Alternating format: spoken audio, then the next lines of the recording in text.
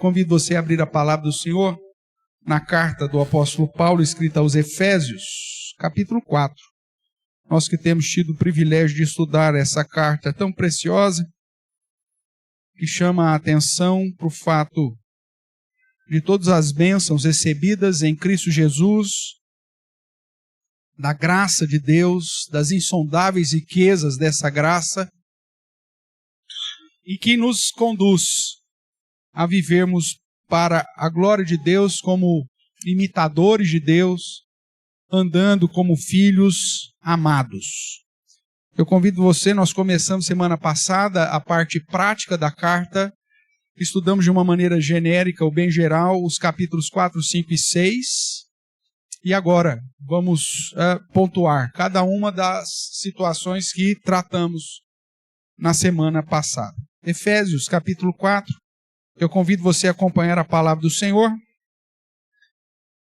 quando farei a leitura desses versos. Diz assim, pois, as Sagradas Escrituras: Rogo-vos, pois, eu, o prisioneiro no Senhor, que andeis de modo digno da vocação que fostes chamados, com toda a humildade e mansidão, com longanimidade, suportando-vos uns aos outros em amor, esforçando-vos diligentemente por preservar a unidade do Espírito no vínculo da paz. Há somente um corpo e um Espírito, como também fostes chamados numa só esperança da vossa vocação. Há um só Senhor, uma só fé, um só batismo, um só Deus e Pai de todos, o qual é sobre todos, age por meio de todos e está em todos. Oremos. Pai querido, mais uma vez nos colocamos diante do Senhor em oração agora, quando lemos a Tua palavra, para suplicar-te que, através da ação do Teu Santo Espírito, o Senhor venha nos iluminar nessa noite e edificar a nossa alma para o nosso próprio bem. Que o Senhor me use como instrumento nas Tuas mãos, apesar de mim mesmo, e assim o Senhor fale, Deus, ao meu coração, ao coração dos meus irmãos, e nos conduza, como igreja do Senhor, a compreendermos a Tua vontade e, segundo a ação do Teu Santo Espírito que habita em nós, a colocarmos isso em prática no nosso dia a dia. Fique conosco, nos abençoe. É o que nós clamamos em nome do Senhor Jesus Cristo, nosso Senhor e Salvador. Amém. Amém, queridos?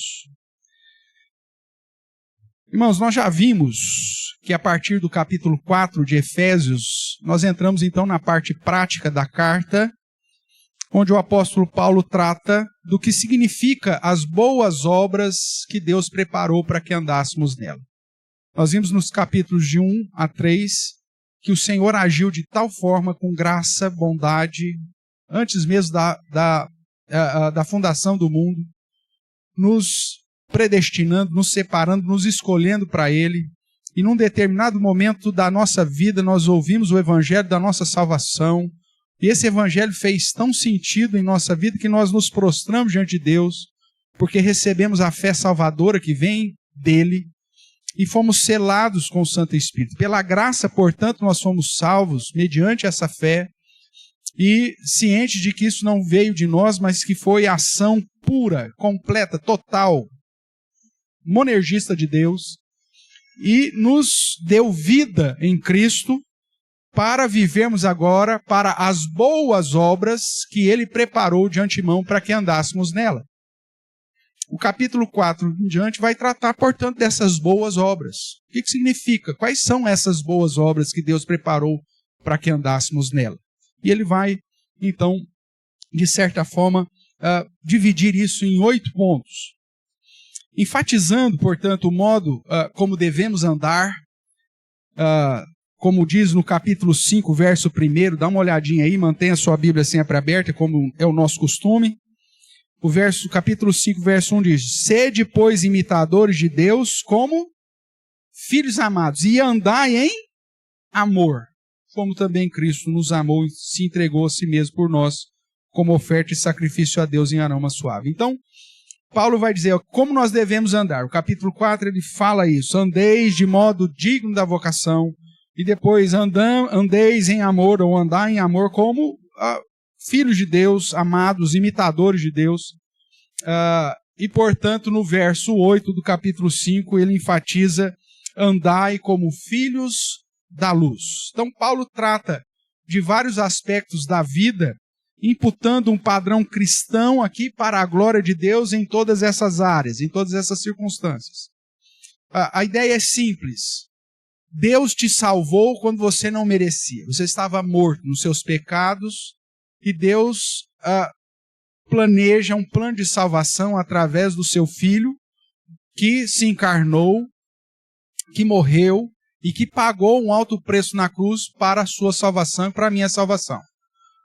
Uma vez que Deus fez toda essa obra, Ele não fez essa obra tão somente agora para você ficar aguardando o cumprimento das promessas eternas, mas para que enquanto estiver aqui, você possa andar de modo digno dessa salvação, do modo digno desse chamado, como filho de Deus que você é, uma vez que foi dado esse poder de você ser feito filho de Deus através da fé em Cristo Jesus, como imitador de Deus, como filhos da luz, para glorificar, exaltar e engrandecer aquele que nos salvou. Esse é o resumo de todo o contexto da carta aos Efésios. Paulo, então, aplica os ensinos dos 3 primeiros capítulos em todas as áreas da vida do crente, indicando de um modo prático como devemos proceder, como devemos andar como filhos de Deus ou como devemos andar como filhos da luz. Como já pontuamos anteriormente, nós podemos dividir o ensino dos 3 últimos capítulos da seguinte forma. Vou relembrar com os irmãos. A ideia é, como que eu posso andar, ou como que eu devo andar como filho da luz? Ele vai tratar, no capítulo 4, de 1 a 6, em virtudes, andando em virtudes que preservam a unidade da igreja. Depois, andando segundo os dons que o próprio Deus nos deu, visando o aperfeiçoamento e a edificação da igreja. Andando em práticas que revelam uma nova vida em Cristo, ou seja, uma vida de santidade, né? Algo que ele vai reforçar no capítulo 5, dizendo que eu devo andar em santidade, imitando a Deus como filhos amados. Depois, andando de modo prudente, segundo a vontade de Deus. Andando com uma vida cheia do Espírito Santo.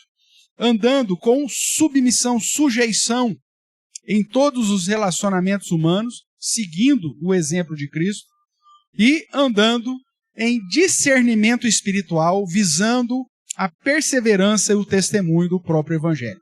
Então, isso nós estudamos semana passada, dividindo aí o capítulo 4, 5 e 6. Hoje, focando aí o primeiro ponto, nós vamos tratar, aprofundar o primeiro modo como andar como filhos da luz, ou seja, em virtudes que preservam a unidade da igreja. Irmãos, fica claro na carta de Paulo, em toda a Escritura, como nós lemos, por exemplo, no Salmo 122, durante a nossa liturgia, que o padrão de Deus sempre foi reunir o seu povo em torno do seu serviço e da sua adoração. No Salmo 122 diz: alegrei-me quando me disseram, vamos à casa do Senhor. E aí nós nos achegamos em Jerusalém, às portas de Jerusalém, todas as tribos reunidas para justamente estar ali adorando, servindo, engrandecendo ao Senhor e sendo instrumento nas mãos de Deus. Então, a preservação da unidade da igreja é algo que é apresentado pelas Escrituras desde o Antigo Testamento. Agora, quais as virtudes que preservam a unidade da igreja, segundo Paulo? Apesar de estar bem explícito aqui, eu quero, antes propriamente de tratar das virtudes visando a unidade da igreja, eu quero chamar a atenção e de conduzir a sua mente naquilo que é necessário fundamentarmos para que tais virtudes façam sentido. Então, a primeira coisa que eu quero dizer em relação à unidade da igreja é que unidade é diferente de igualdade. Deus não nos chamou para sermos todos iguais. Muito pelo contrário. É na diversidade que podemos alcançar a unidade. Deus distribuiu dons diferentes a cada um de nós, para que hajamos de modo diferente nos ministérios que Ele mesmo separou, e assim possamos edificar-nos uns aos outros. Imagine se fosse tudo igual, se todo mundo tivesse recebido o mesmo dom, tivesse recebido o mesmo ministério. Olha, se eu já tenho o ministério, eu já tenho o dom, não preciso de você. Se é tudo igual, então eu não preciso de você, eu posso continuar vivendo minha vida independente da igreja, independente da sua presença, e até desejoso disso, porque pelo menos eu não teria que conviver com você e nem você comigo. Mas Deus justamente nos chamou de modo diferente, nos capacitou e nos dotou com dons diferentes, porque é justamente na diferença que nós nos completamos. Portanto, unidade é diferente de igualdade.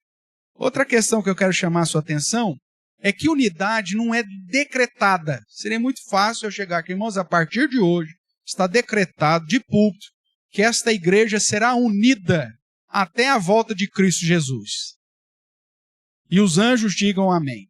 Seria muito fácil simplesmente decretar. E aí eu falo, e você diz assim, em o nome de Jesus. Tá bom? Porque nós decretamos em nome de Jesus que isso vai acontecer. Não vai acontecer. A unidade, ela não é fruto de um decreto nosso, apesar de ser um dever cristão, mas ela deve ser produzida. Paulo vai tratar disso dizendo assim, ó, verso 3 do capítulo 4. Esforçando-vos diligentemente. Não é só um esforço qualquer, mas é um esforço diligente. É um negócio que você tem que fazer muita força para acontecer.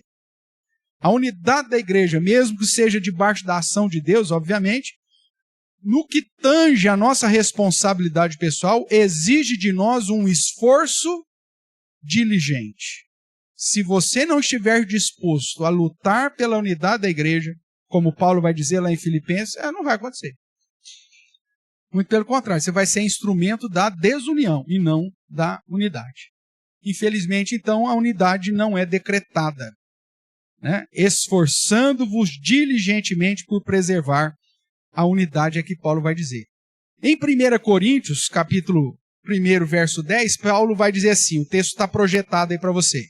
Rogo-vos, irmãos, pelo nome do nosso Senhor Jesus Cristo, que faleis todas a mesma coisa, e não haja entre vós divisões. Antes sejais inteiramente unidos, na mesma disposição mental e no mesmo parecer. Para que isso ocorra, irmãos, é preciso esforço diligente. E aí, essa palavra de Paulo nos conduz à terceira afirmação que eu quero te apresentar antes de entrarmos no tema dessa noite. Não existe unidade sem concordância. Não existe unidade sem a mesma disposição mental e a mesma disposição de parecer. Se você não concorda, meu amigo, não tem como andar junto. A unidade, ela é dependente da concordância. Porventura andarão dois juntos se não estiverem de acordo, vai dizer Amós. É óbvio que não. Portanto, a base da unidade não está na igualdade. A base da unidade não está num decreto. Mas a base da unidade está na concordância. Se você não crer nas Sagradas Escrituras como fonte de fé e prática, não tem como andarmos juntos, se eu creio. Se você não crê em Deus e eu creio, não tem como andar junto. Se você não crê num Deus soberano, e porventura eu creio, também não vai ter como termos concordância. E se não temos concordância, não teremos unidade. Portanto, a base da unidade é a mesma disposição mental e o mesmo parecer, ou seja, ter concordância nas coisas. É nesse sentido, então, e que focando que não existe unidade sem concordância, é que o apóstolo Paulo apresenta aquilo que eu considero o primeiro credo apostólico. Você sabe que a palavra credo, né, significa creio. Né, os nossos adolescentes estão estudando isso na escola dominical, não é verdade? Sobre o credo. Então nós temos um credo apostólico que historicamente é conhecido, mas particularmente, olhando para o texto de Efésios e tratando do fato de que Paulo está falando da unidade, e de que Paulo, já como ele escreveu lá em Coríntios, parte do pressuposto que não existe unidade sem concordância, não existe unidade sem mesma disposição mental e mesmo parecer, para mim ele faz nada mais, nada menos do que o primeiro registro de um credo. Nos versos de número 4 a 6. E o credo que Paulo faz, que é a base para a unidade, é assim: eu creio que há somente um corpo, e aí ele está falando de uma só igreja. Né? E eu vou pedir sua licença, que eu tentei reescrever esse credo do apóstolo aqui de Efésios e projetei aqui para você, para que nós possamos caminhar junto. Então, é como se Paulo estivesse dizendo, olha, para que haja unidade, nós precisamos ter concordância nas crenças básicas. E aí ele começa a dizer, eu creio que há um só corpo, ou seja, uma só igreja, e há um só Espírito, falando do Espírito Santo, como também fomos chamados numa só esperança da vossa vocação, ou seja, uma só salvação eterna. Há um só Senhor, esse Senhor obviamente está indicando Jesus Cristo. Há uma só fé, e obviamente, como ele já disse lá em Efésios capítulo 2, que é uma fé que vem de Deus, não é uma fé de crença normal. Há um só batismo, e aí a ideia é como selo do sinal da aliança que Deus fez com os seus antes mesmo da fundação do mundo. Um só Deus e Pai de todos, o qual é sobre todos, age por meio de todos e está em todos. E obviamente que ele está falando de igreja, então ele está falando de todos os crentes. Ele não está falando de todas as pessoas do mundo. Esse credo que o apóstolo Paulo apresenta aqui na carta aos Efésios é, dentro do contexto histórico, para aquele momento, as crenças básicas que deveria haver em concordância entre os judeus e entre os gregos ou gentios, que eram a parte da igreja. Lembra que ele já tratou nos capítulos anteriores que Deus derrubou o muro que fazia separação entre judeu e gentio. E ele vai dizer que agora, nós que estávamos longe, porque não estávamos na aliança, juntamente com aqueles que estão perto, os que estavam na aliança, ou circuncisos, é esse o contexto que ele vai dizer, nós somos aproximados mediante a obra de Cristo. O muro da separação foi derribado, e agora nós, os gentios, não somos mais peregrinos, mas fazemos parte de uma única e só família. A ideia, portanto, irmãos, é uma declaração de confissão básica que Paulo entendia para gerar unidade, como eu disse, entre judeus e gentios, que já fora, que eram os destinatários da carta aos Efésios. E que agora, tanto judeus quanto gentios fazem parte da mesma família. Vamos lá, capítulo 2. Capítulo 2, verso 11. Portanto, lembrai-vos de que outrora vós, gentios, ou seja, quem não era judeu, gentios na carne, chamados incircuncisos, porque não estavam debaixo da aliança, por aqueles que se intitulam circuncisos na carne por mãos humanas. Naquele tempo que você não estava em comunhão com Deus, você estavais sem Cristo, separados da comunidade de Israel e estranhos ao quê? As alianças da promessa, não tendo esperança e sem Deus no mundo. Mas agora, em Cristo Jesus, vós que antes, falando dos gentios, estáveis longe, fostes aproximados pelo sangue de Cristo, ou seja, pelo sacrifício de Cristo. Porque Ele é a nossa paz, o qual de ambos fez um, e tendo derribado o muro, a parede da separação que estava no meio, que era a inimizade, aboliu na sua carne a lei dos mandamentos na forma de ordenanças, para que dos dois, os dois, judeus e gentios, criasse em si mesmo um novo homem, fazendo o quê? A paz. E reconciliasse ambos em um só corpo, em uma só igreja com Deus, por intermédio da cruz, destruindo por ela a inimizade. E vindo, evangelizou paz a vós outros, os gentios que estavais longe, mas também evangelizou paz aos que estavam perto, ou seja, os judeus. Porque por ele, ambos, judeus e gentios, temos acesso ao Pai em um espírito. Assim, já não sois, vocês gentios, não sois estrangeiros e peregrinos, mas concidadãos dos santos. E sois do quê? Da família de Deus, edificados sobre o fundamento dos apóstolos e profetas, sendo ele mesmo Cristo Jesus a pedra angular, no qual todo edifício bem ajustado cresce para o santuário dedicado ao Senhor, no qual também vós juntamente estáis sendo edificados para a habitação de Deus no Espírito. É disso que Paulo está falando.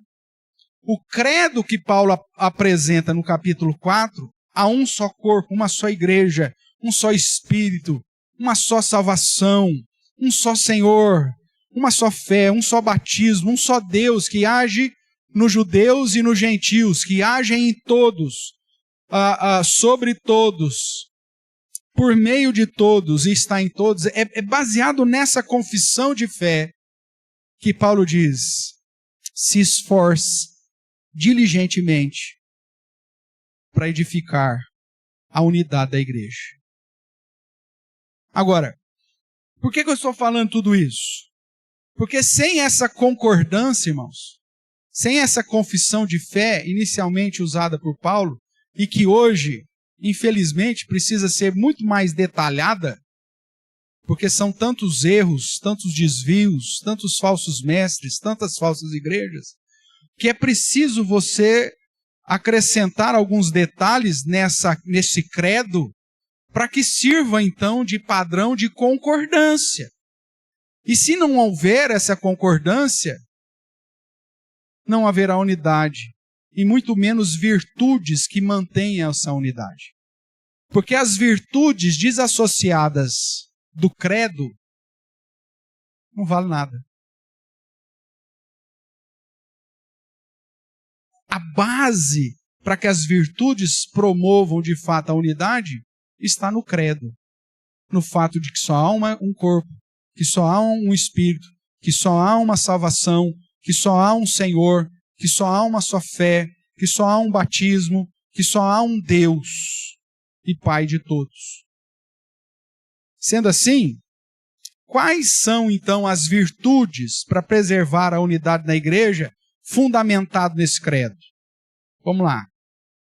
Olhando aí de novo para Efésios capítulo 4, você vai encontrar de uma maneira explícita, no verso 2, as virtudes necessárias para manter a unidade da igreja e preservar a unidade da igreja. Ele vai dizer assim, com toda o quê? Humildade. Essa é a primeira virtude que a palavra do Senhor nos apresenta como fundamental para preservar a unidade da igreja. Ainda em Gálatas capítulo 6, Filipenses 2:6 vai dizer a ideia de que eu vou justamente andar reconhecendo que o próprio Cristo se humilhou. Né? Lá o texto de Filipenses vai dizer, porque ele, subsistindo em forma de Deus, não julgou com usurpação ser igual a Deus. O verso 8 ainda diz, a si mesmo se humilhou, tornando-se obediente até a morte e morte de cruz. Então a humildade é uma virtude que nós vemos no próprio Mestre. E aí o capítulo 6 aqui de Gálatas, dá uma olhadinha lá no capítulo 6 de Gálatas. O verso 3 vai dizer assim, porque se alguém julga ser alguma coisa, não sendo nada, a si mesmo se engana. Isso é humildade. Existe, obviamente, uma cosmovisão errada de humildade. Geralmente, quando nós falamos de humildade, é o cara que é a pessoa que anda com a cabeça baixa, corcunda no mais alto grau, é o cara que não te olha nos olhos. Aí você fala, nossa, como que ele é humilde? Não, isso não tem nada a ver com humildade. A nossa cosmovisão a respeito de humildade está errada. A humildade está relacionada àquilo que Paulo vai dizer aqui em Gálatas 6. Se alguém julga ser alguma coisa não sendo nada, a si mesmo se engana. A falta de humildade é pegar o Zé Ruela, o pé rapado, e esse pé rapado, Zé Ruela, achar que ele é alguma coisa. Isso é falta de humildade. Agora, não significa aquele que é alguma coisa, se passar por pé rapado, significa que ele é humilde. Não, não, não. A humildade vai estar sendo estabelecida quando você reconhece que em determinada situação, ou em determinado contexto, ou determinada posição, você tem algo a receber. Você não é o dono da verdade. Mas isso não diminui o que você é. Imagine se o CEO da sua empresa tivesse a visão contemporânea de humildade. Aí ele chega lá para você e fala, pessoal, eu venho aqui humildemente pedir para a gente tentar bater a meta esse mês. Mas se não der, não tem problema, porque eu sou um CEO humilde. Vai funcionar? É óbvio que não. A humildade vai ser demonstrada nesse homem quando ele vai te apresentar a meta e dizer, pessoal, é possível bater essa meta justamente porque tem esse caminho.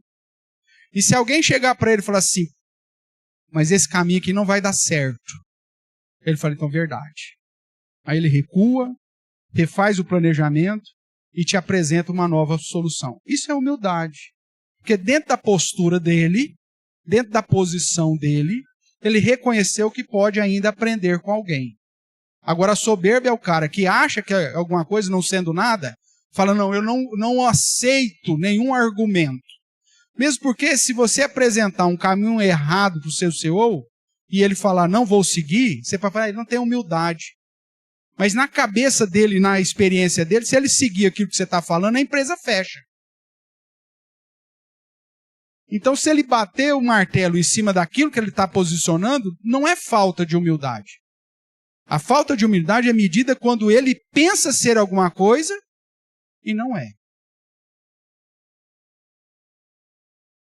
Quando você, como pai, chega para o seu filho e fala assim, não faça isso que vai dar zebra, vai dar errado. E você assume uma posição de autoridade sobre o seu filho e determina alguma coisa, aí seu filho fala assim, o senhor está se achando, hein? Acho que está faltando um pouco de humildade aí, pai. É assim que funciona? É isso que é humildade? É óbvio que não. Agora, a humildade é se o pai, que não sabe nada, absolutamente nada, acha que sabe. E aí vai te conduzir para um caminho que vai dar errado. Então, quando nós pensamos em virtude para preservar a unidade da igreja, a humildade precisa ser ao exemplo de Cristo, que mesmo sendo o próprio Deus, não julgou com usurpação, mas se humilhou para vir aqui e fazer algo em nosso favor, como um de nós, como homem. Mas isso em momento nenhum tirou a autoridade de Jesus, porque ele continuou sendo quem sempre foi. É uma postura, irmãos, não de exaltação daquilo que você é, mas ao mesmo tempo, humildade não é jogar fora o que você é. Não é jogar fora a sua autoridade. Não é jogar fora a sua responsabilidade. Não é jogar fora a posição que você, porventura, está dentro do corpo. O fato de não entendermos corretamente a postura de humildade tem gerado discussão no contexto familiar, no contexto empresarial e no contexto de igreja, porque a gente acha que ser humilde é o cara que nunca vai confrontar ninguém. Se o líder deixar de confrontar as pessoas, irmãos, ele não se torna humilde. Ele se torna irresponsável.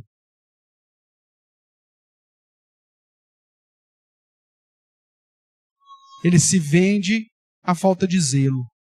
Isso não tem nada a ver com humildade. Portanto, a humildade é uma virtude que refere-se à minha postura comigo mesmo. Eu preciso reconhecer que eu não estou no lugar que eu acho que eu estou. É me colocar confrontando a minha própria visão a respeito de mim mesmo. A humildade bíblica é um confronto interno. Mas se você está na posição da qual você de fato está, o que se espera de você é fidelidade no exercício dessa função. Isso é zelo, isso é fidelidade. E não tem nada a ver com humildade. O pai chegou e mandou parar com tudo. Nossa, não tem humildade esse pai. Não, ele é o pai, criatura.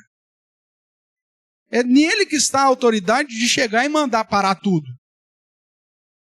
E se ele chegar lá, gente, crianças, eu já pedi, mas com humildade eu peço, sejam bons filhos. O que o Juninho vai fazer com você? Vai subir em cima da sua cabeça, criatura. Isso não tem nada a ver com humildade. Agora, como pai, é uma virtude que refere a si mesmo. Será que eu estou sendo de fato um bom pai? O que eu preciso aprender a mais como pai? O que eu preciso crescer a mais como pai? Senhor, eu preciso da tua ajuda. Porque essa posição que o Senhor me deu, como o Salomão fez, Senhor, me dá inteligência, porque senão eu não vou saber exercer a função, o lugar que o Senhor me deu. Isso é humildade. E é essa humildade que vai preservar a unidade da igreja. Não sei se eu estou conseguindo ser claro, irmãos. Porque provavelmente a sua cosmovisão em relação à humildade é justamente aquela que eu descrevi como algo que não é a verdade. E talvez você vai ter que levar um tempo até para ruminar esse negócio.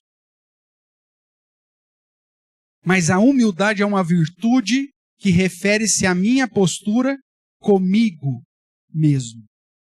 É confrontar se eu estou subindo no tamanco. É confrontar se a posição que eu estou, se eu estou me posicionando acima daquilo. Se eu estou me achando além daquilo que eu sou. E isso é uma luta minha, interna, que cada um de nós temos que ter. Voltando para Efésios, você vai ver que a segunda virtude que nos é apresentada, no capítulo 4, além da humildade, é o quê? Mansidão. No próprio capítulo Efésios 5, 21, ele vai dizer, sujeitando-vos uns aos outros no temor de Cristo. Mansidão é isso. Sujeitar. Gálatas capítulo 6, verso 1 vai dizer, irmãos, se alguém for surpreendido em alguma falta, vós que sois espirituais, corrigi-os com espírito de brandura e guarda-te para que não sejais também tentado. A mansidão, você pode depois procurar lá no Google, o que é humildade, o que é mansidão, para complementar aquilo que nós estamos falando, eu já estou partindo do pressuposto que você sabe, mas enquanto a humildade é uma virtude que refere-se a uma luta interna, a minha postura comigo mesmo, a mansidão é uma virtude que refere-se à relação com as ações do meu irmão.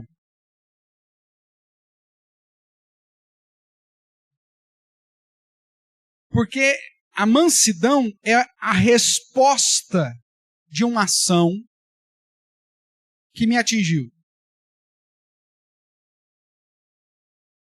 Alguém fez algo errado.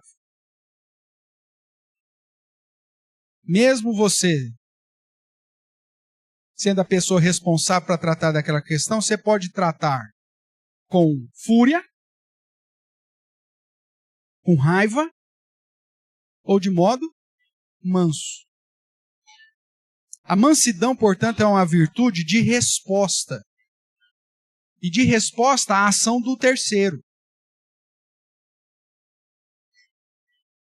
E aí, somado à humildade, obviamente, ser manso não significa que você não vai deixar de corrigir, de exortar, de admoestar, dependendo da posição que você está. Mas você vai fazer isso de uma maneira mansa. É o fato lá de Provérbios que a resposta branda desvia o furor. A pessoa pode até vir furiosa, mas a minha resposta sendo branda, eu agindo com mansidão, eu quebro aquele furor. Então, para preservar a unidade da igreja, não é que ninguém vai sair da casinha em momento nenhum. Mas é que quando alguém sai da casinha, a minha resposta a isso não vai ser na mesma moeda, mas vai ser em mansidão. Porque é a resposta branda que desvia o furor. O furor veio e a resposta não é na mesma moeda. Isso significa virtude da mansidão. Refere-se à relação com as ações do outro, do terceiro. Olhando ainda para Efésios, nós vamos ver que a terceira virtude que Paulo apresenta para preservar a unidade da igreja é a longanimidade. Palavra que é uma palavra interessante, no grego, que é macrocrônios. Cronos é de tempo, macro, grande. Então, é um negócio assim, de longo tempo. Mas como virtude, é aquela ideia de longo ânimo. Né? Um longo ânimo, que aqui vai ser uma virtude que se refere às circunstâncias. Não necessariamente sobre um indivíduo, mas sobre uma situação. Aquela situação que não se resolve. Aquele contexto que não depende de você mudar, que não depende de ninguém mudar. É uma circunstância, eu vou ter que ter paciência com isso. Não tem nada a ver com mansidão, nada a ver com humildade, tem sim com a postura de suportar aquela circunstância ou aquela situação pelo tempo que for necessário. Às vezes vão surgir situações dentro da igreja, irmãos, que não está em mim resolver e nem em você. São circunstâncias, são situações, são problemas, às vezes até externos. E para preservar a igreja, eu preciso ter simplesmente uma paciência longa, uma longanimidade, um longo ânimo, esperar esse tempo longo passar.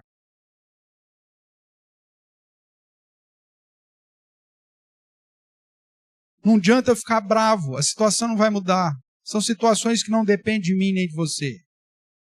E a virtude necessária para juntos preservarmos a unidade e passarmos por aquele contexto é a longanimidade, é esse longo ânimo. Tiago, capítulo 5, vai nos dizer assim: eis, irmãos, tomar por modelo no sofrimento e na paciência os profetas, os quais falaram em nome do Senhor. Eis que temos por felizes os que perseveraram firmes, tendo ouvido da paciência de Jó. E vistes que fim o Senhor lhe deu? Porque o Senhor é cheio de terna misericórdia e compassivo. Então veja, tende por modelo de sofrimento a paciência dos profetas, a paciência de Jó, que diante de uma circunstância que não competia a ele mudar, ele tinha tão somente manter a longanimidade, esperando a misericórdia e a compaixão do Senhor. Vão existir momentos na igreja, irmãos, que a única coisa que nós vamos fazer é orar e esperar. E com paciência e longanimidade aguardar a misericórdia e a compaixão do Senhor em nosso favor. Além disso, não vai poder fazer absolutamente nada. Veja, virtudes que refere-se a mim mesmo, virtude que refere-se à minha reação ao que os irmãos fazem, e virtudes que apontam para a circunstância.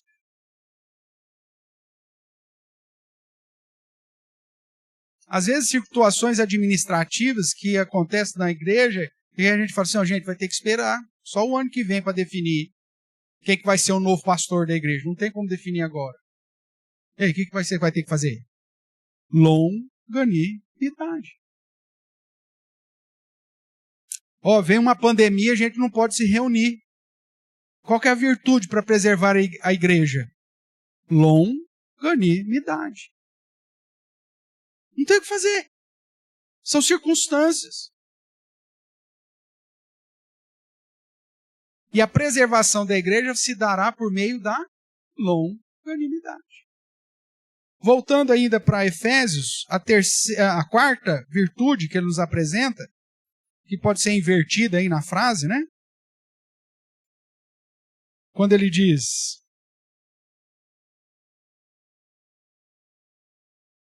no final do verso 2, e em amor, suportando-vos uns aos outros. Não há problema nenhum nessa mudança do local. Porque ele aponta o amor como essa grande virtude que vai justamente nos conduzir a suportarmos os desvios de humildade, os desvios da mansidão e a falta de longanimidade. Porque quando a humildade falhar, quando a mansidão não acontecer, e quando a paciência terminar, é o amor que vai nos permitir a suportar uns aos outros. Agora, como que eu vou suportar? Dentro do padrão que o próprio Cristo nos mostra, onde nós devemos amar uns aos outros e amar como Ele mesmo nos amou, como está lá em João 13, ou uns aos outros como a nós mesmos, como está em Marcos 12, ou olhando aqui para Gálatas, quando ele diz, levai as cargas uns dos outros e assim cumprireis a lei de Cristo. Isso é o amor. Ele não merece, mas eu vou carregar. Rapaz, ele falhou na humildade, mas eu vou carregar. Rapaz, ele não teve mansidão, mas eu vou carregar. A situação não muda, minha paciência está terminando, mas por amor eu vou carregar. Essas 4 virtudes associadas e somadas é o que permite, irmãos, a igreja preservar a unidade. Vamos tentar pensar numa situação aqui prática. Por que a igreja muitas vezes se divide, racha, cria problema? Porque alguém pensou estar numa posição na qual ele não está. Ele é ovelha e de repente quer cantar de pastor. Não é a posição que Deus te colocou. O humilde é reconhecer a posição em que ele está. Ninguém se engane. Porque se alguém julga ser alguma coisa não sendo nada, a si mesmo se engana. Então você querer assumir uma posição para a qual Deus nos chamou, isso é falta de humildade. Isso pode gerar divisão na igreja? É lógico. Porque aí o cara acha que ele é alguma coisa e ele não é nada. Quando alguém se levanta em fúria e nós não agimos da maneira de mansidão, isso vai gerar solução ou confusão? Confusão. Só que mesmo que isso aconteça, aí a virtude do amor é que vai chegar e dizer, meu irmão, amo o débil, ele agiu, perdoa, reconsidere. Nós temos uma base muito maior do que essa situação, pois há um só corpo, um só espírito, uma só salvação, um só Senhor, uma só fé, um só batismo, um só Deus. E isso nos conduz a suportar qualquer outra situação que aconteça no nosso meio.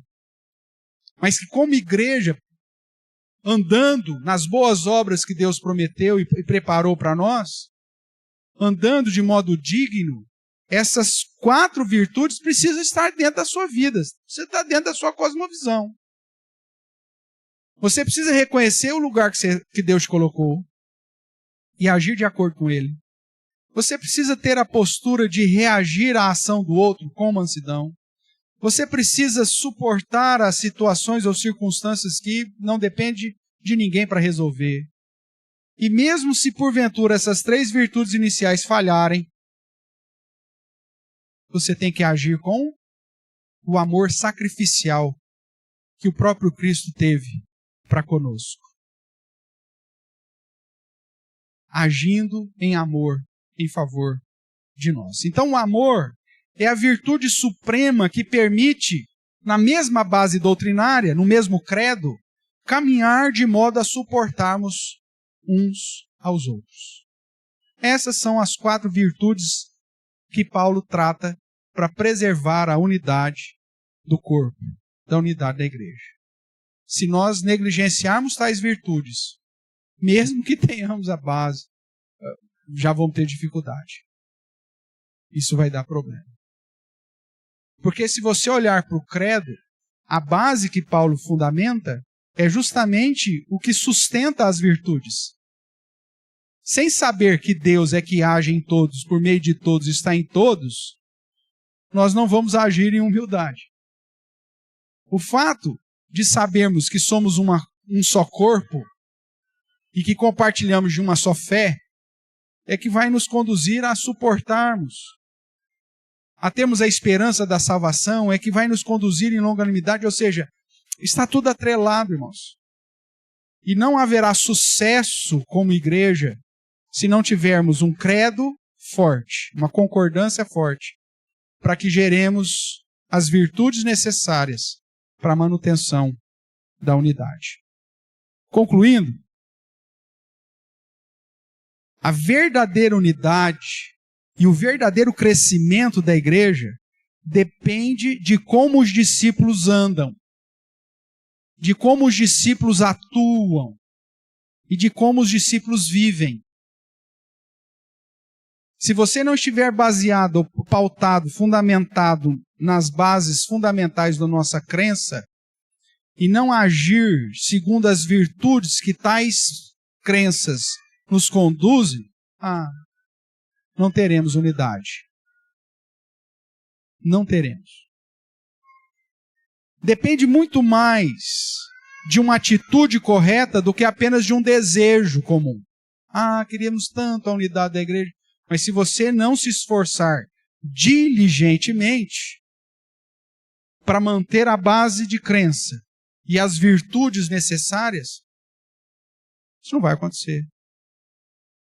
Não é porque alguém quer. Temos que nos esforçar. E como filhos da luz, e sendo da família de Deus, nós precisamos andar em virtudes que preservam a unidade. Reconhecendo o lugar que Deus colocou e agindo de acordo com esse lugar. Porque se você pensar que você é algo a mais que isso, aí isso é falta de humildade. Andando em mansidão em relação à ação dos outros. A sua reação precisa sempre de apaziguar. Manso. As circunstâncias precisam ser tratadas com longo ânimo. E independente de toda e qualquer circunstância, agindo sempre com a virtude do amor sacrificial, que é o amor que leva o prejuízo em prol do benefício coletivo. Como diz 1 Coríntios, ele não busca o seu próprio interesse. O amor não busca o seu próprio interesse. Mas é um amor que busca o interesse da unidade de todos. Pergunta final que eu quero fazer para você e é importante, como que você tem andado? Como que você tem atuado dentro do contexto da igreja? E como que você tem vivido nos relacionamentos? Tem gente, irmãos, que até por conta de várias cicatrizes que já carregam por conta de problemas na igreja, preferem ficar isolados da igreja. Falar, eu não me envolvo, porque já levei tanta burdoada na cabeça, eu não quero saber disso. Mas se você continuar lendo Efésios, o fato de você se isolar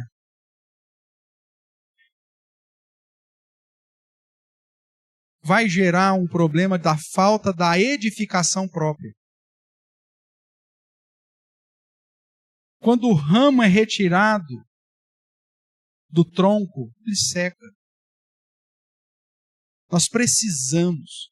Deus nos acolheu justamente porque nós precisamos uns dos outros. Somos edificados mutuamente, é o que ele vai tratar um pouco mais à frente, com os dons diferentes que ele nos deu, que é a sequência aqui do capítulo 4.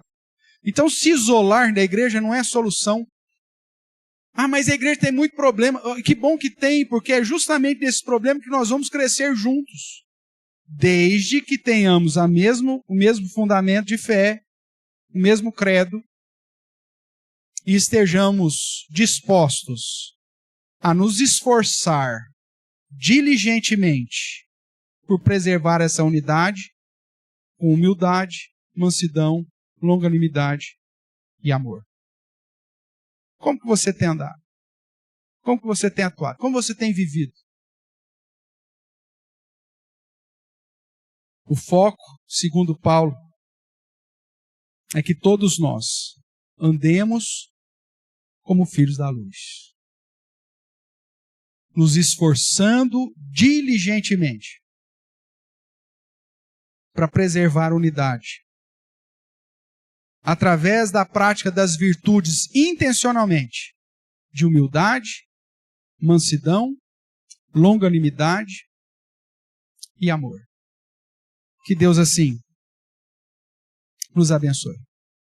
Amém? Antes de seguirmos para a nossa oração, eu quero fazer a leitura de um texto com você. E se for seu desejo, depois eu quero convidar para que confessemos juntos esse texto. Seguindo o padrão de Paulo e fazendo as adequações que a vida contemporânea exige de nós, o credo que eu apresento para os irmãos é o seguinte: creio em um só Deus, Pai Todo-Poderoso, Criador do céu e da terra, de todas as coisas, visíveis e invisíveis, a quem pertence toda a glória, o qual é bendito eternamente. Amém. Veja que a base aqui nós estamos com o credo niceno e o credo de Constantinopla, mas com mudanças contemporâneas.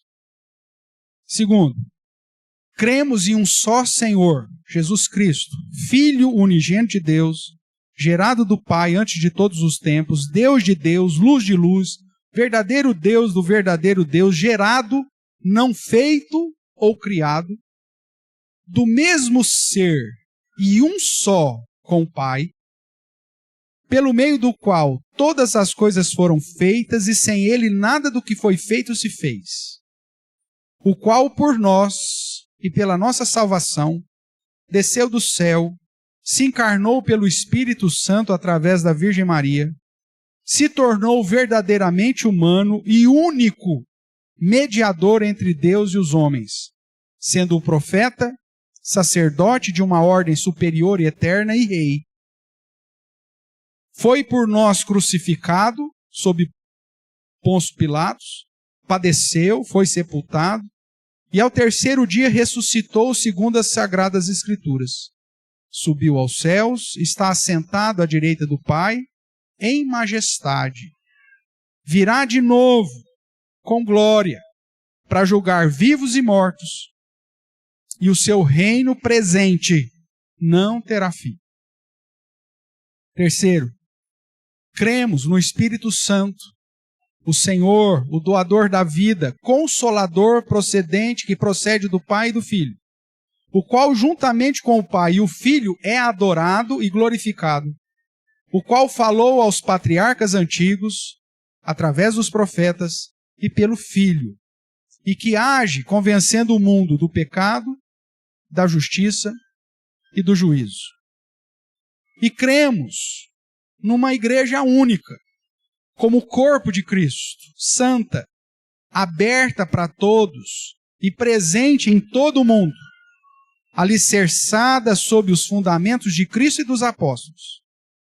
Reconhecemos um só batismo como sinal da aliança e como sinal da remissão dos pecados.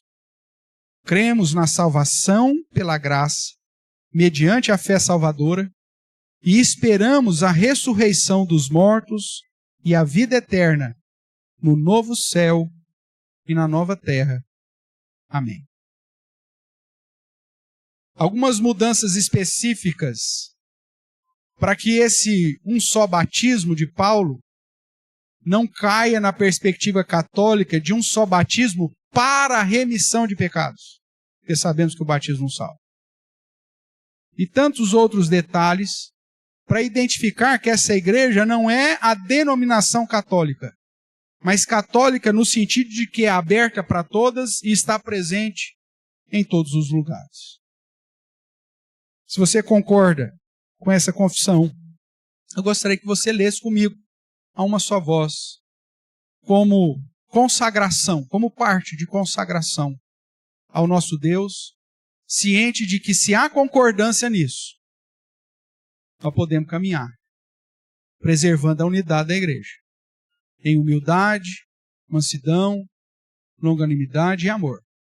Agora, se tais pontos não fazem sentido para você, se Jesus não é o único mediador, se a salvação não é pela graça, se o batismo não é apenas um sinal da remissão, então você não tem obrigação de ler essa confissão, mas sendo muito sincero contigo, não dá para a gente caminhar junto. E eu te indico a procurar uma seita, porque talvez aí nela você vai encontrar concordância. Aqueles que estão dispostos, eu convido a se colocar em pé e juntos fazemos essa confissão. Há uma só voz. Todos. Cremos em um só Deus, Pai Todo-Poderoso, Criador do céu e da terra e de todas as coisas, visíveis e invisíveis, a quem pertence toda a glória, o qual é bendito eternamente. Amém. Cremos em um só Senhor Jesus Cristo, Filho unigênito de Deus, gerado do Pai antes de todos os tempos, Deus de Deus, luz de luz, verdadeiro Deus de verdadeiro Deus, gerado, não feito ou criado, do mesmo ser e um só com o Pai, por meio do qual todas as coisas foram feitas, e sem Ele nada do que foi feito se fez, o qual por nós e pela nossa salvação desceu do céu, se encarnou pelo Espírito Santo, através da Virgem Maria, e se tornou verdadeiramente humano e único mediador entre Deus e os homens, sendo o profeta, sacerdote de uma ordem superior e eterna, e rei. Foi por nós crucificado sob Pôncio Pilatos, padeceu e foi sepultado, e ao terceiro dia ressuscitou, segundo as sagradas Escrituras. Subiu aos céus, está assentado à direita do Pai, em majestade. Virá de novo com glória, para julgar vivos e mortos, e o seu reino presente não terá fim. Cremos no Espírito Santo, o Senhor, o doador da vida, consolador que procede do Pai e do Filho, o qual, juntamente com o Pai e o Filho, é adorado e glorificado, o qual falou aos patriarcas antigos, através dos profetas, pelo Filho, e que age, convencendo o mundo do pecado, da justiça e do juízo. Cremos numa igreja única, como corpo de Cristo, santa, aberta para todos e presente em todo o mundo, alicerçada sob os fundamentos de Cristo e dos apóstolos. apóstolos. Reconhecemos um só batismo como sinal da aliança e da remissão dos pecados. Cremos na salvação pela graça, mediante a fé salvadora, e esperamos a ressurreição dos mortos e a vida eterna no novo céu e na nova terra. Amém